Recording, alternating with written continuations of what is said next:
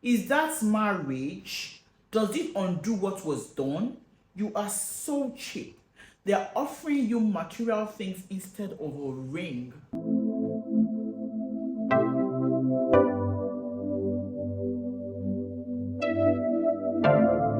Hello, it's another week, and you're welcome to Life Stories with Busi. I pray that this week will be an amazing week for you. And as we get into the month of April, I pray that we would enjoy all the blessings of April in Jesus' name. Today's story is a very long one, and I'll just like to go straight into the story. Hello, Busi. I followed your platform, and today I decided that it's time to talk. Not just to you, but to your entire community. Because maybe someone out there is living the kind of pain I carry daily, seeking love and validation from people who may never give it. Sometimes I wonder, am I doing too much to earn my parents' love? Maybe they'll never love me. Maybe I need to accept that. Maybe it's time to stop waiting for something that might never come. I'm almost 30 now. I'm doing well. I run a thriving fashion business that I built from the ground up. But according to my parents, none of it matters because I committed what they see as an unforgivable sin. I got pregnant at 16. My daughter, now a beautiful, intelligent teenager, is treated like a stranger, just like me. They treat her so differently from other grandchildren, just like they treat me differently from my siblings. And sometimes I even ask myself, am I really their daughter? I mean, I look exactly like my mother, but the rejection is so deep and so cold. I've even thought of doing a DNA just to confirm whether they are really my parents. That's how far this pain runs. Growing up, my parents were and are still as strong members of the church. Were raised inside the church walls. Everything for them had a spiritual explanation. You break a plate, spirit of clumsiness. Fail an exam, spirit of failure. So when I got pregnant at 16, you don't want to know how many spirits they claimed that I was battling. They've treated me and my daughter like a curse, but they still collect money from me regularly. I live in a separate house, but every time they call, it's for money. And if I suggest my siblings should contribute too, they'll quickly shut that down. The other day, they asked for 1 million naira for a church program. Truthfully, I could give them that without blinking, but I offered to give them 500,000 naira, and I had that my siblings contribute 250,000 naira each. Their response: don't disturb them. They have families and bills. Oh, so because I'm a single mother, I don't have bills. My daughter hates going to their house, and who can blame her? Since birth, they treated her like that. No warm arms, no grandparents' joy, no love. But when my sibling had kids, they were overjoyed, excited, loud about it. They even rub it in my face. Those ones followed the Bible order of things. Meanwhile, my daughter's paternal grandparents adore her. She's their only grandchild for now, and even though her father, my teenage boyfriend back then, denied the pregnancy, his mother never turned her back. She said that she had seen us together many times, and she always treated me with kindness. When my daughter was born, no DNA was needed. You could see who her father was, but we did a test anyway, and it was confirmed. His parents, they showed up. Do you know that the mall where I run my business today belongs to my daughter? Named after her, handed over to her at age 10. We collect rent from it. When they built it and gave her the keys, I told my parents in excitement. You know what they said? Is that marriage? Does it undo what was done? You are so cheap. They are offering you material things instead of a ring. Imagine insinuating that someone who is already married should be forced to marry me just to clean up their shame. When I was pregnant, I went through premium shaggy. the kind that stays with your body long after the pain has healed. I was insulted daily, shamed. Eventually, they shipped me off to my mother's village when my pregnancy started to show. There, I was made to fetch firewood, walk to the stream, even when I didn't need to do it. They said it was punishment. I almost lost my baby. They didn't believe me when I went into labor. They ignored my cries, and yet I survived. My daughter survived. I went back to school. They refused to help me with my baby. They made it clear, we don't owe your child anything.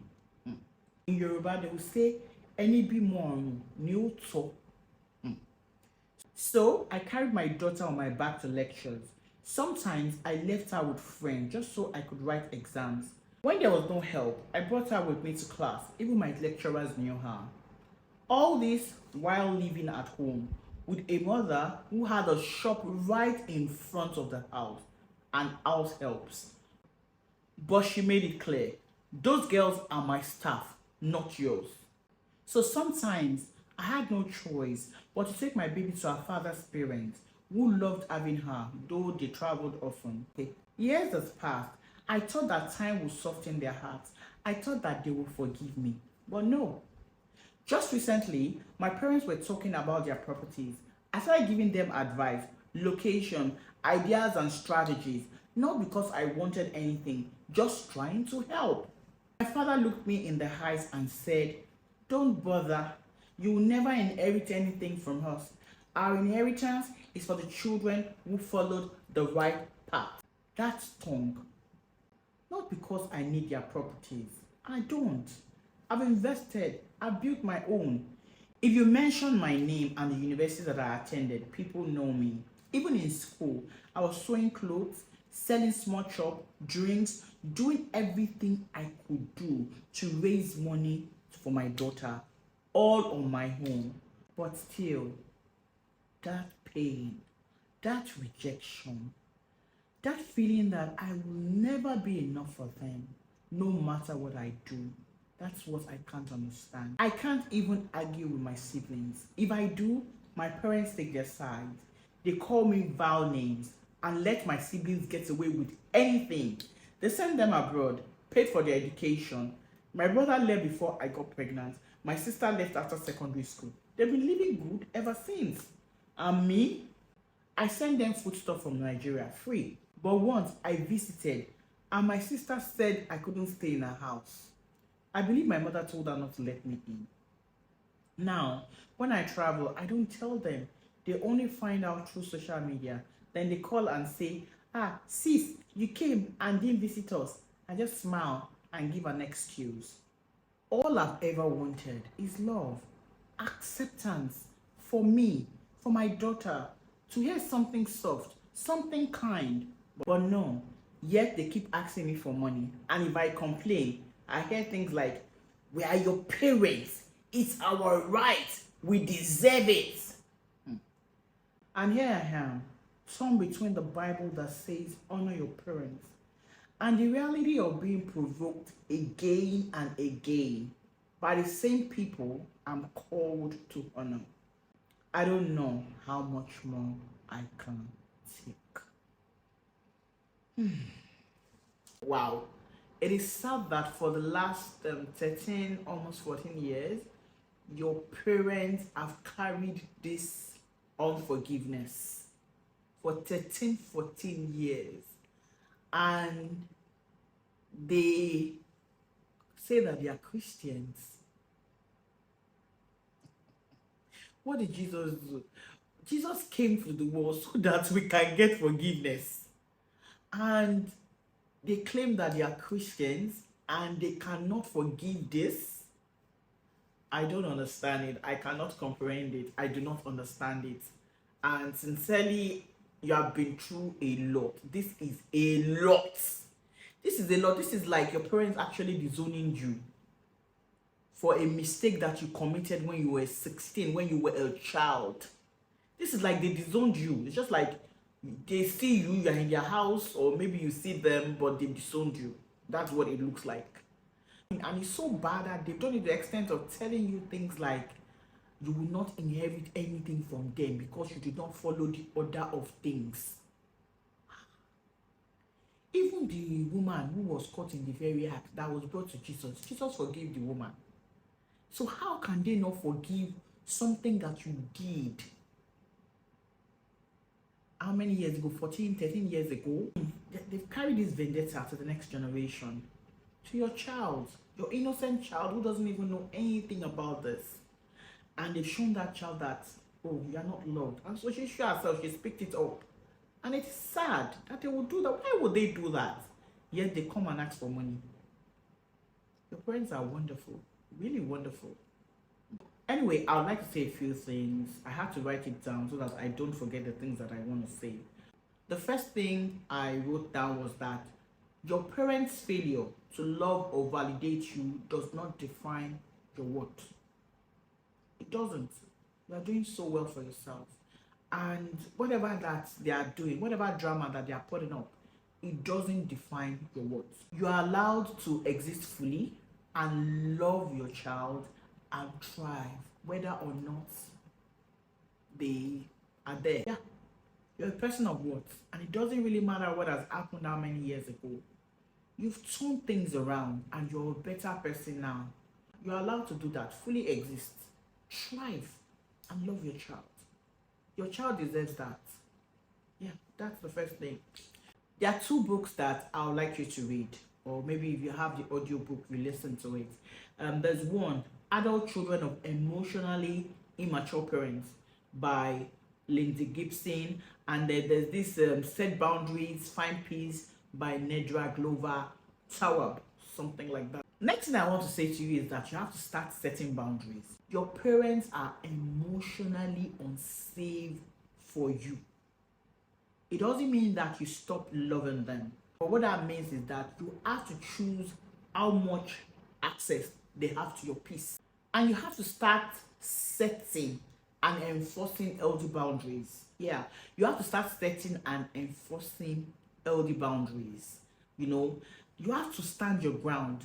Be respectful, be nice, say it in a very beautiful tone, be respectful, but you have to stand your ground. You're 30, you're no longer a baby, you're no longer 16. You have to stand your ground.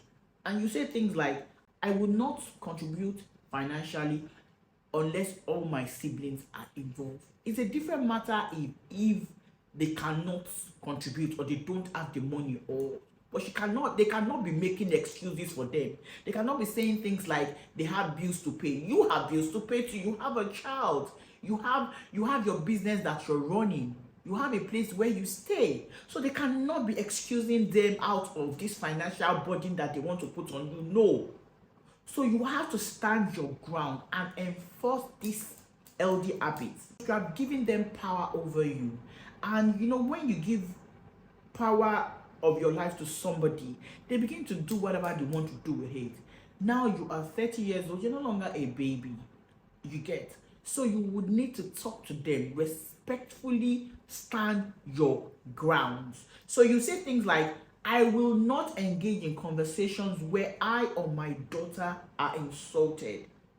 You say things like, yeah, I love you, daddy, I love you, mommy, but I cannot continue to enable these dynamics that, no, I cannot continue to enable it. I can't. And you have to say it, with respect, stand your ground. You said something about honoring your parents, and I get it, the Bible says so. But honoring your parents does not mean that you have to tolerate abuse or enable spiritual manipulations. No, you can show respect without sacrificing your mental health. For you need healing for you and for your daughter. And you need to continue to heal you and your daughter. I like the fact that you're already writing that script. You are showing your daughter a different kind of love and, strength and wholeness. And this alone is a good legacy. I need to remind you of this. You don't need to earn love that should have been freely given. You don't need to. And your healing doesn't need anyone else's permission. You don't need anyone's permission to heal. Okay? You can do this on your own terms. Finally, I will say this. For you and for all the ladies who have gone through this, To anyone that is listening, especially young women who have made mistakes and are trying to find their way back, you are not alone. Remember that you are not your past, you are not your shame, you are not what they refuse to forgive. You are worthy of love even if they never say it. Okay? So, guys, what do you think about the story? What do you advise this lady to do? What additional things do you think that she should do? I think that she should just live her life, invest in friendship, travel, enjoy herself. She has money, you get, make friends. Her parents will be all right. Because I think over the years, because she was trying to get the love of her parents, she gave them power over herself. She gave them the power that she had, and they are just using the power anyhow. I feel that she should take the power back. Because see, when you take the power back from your oppressor, they are left with nothing.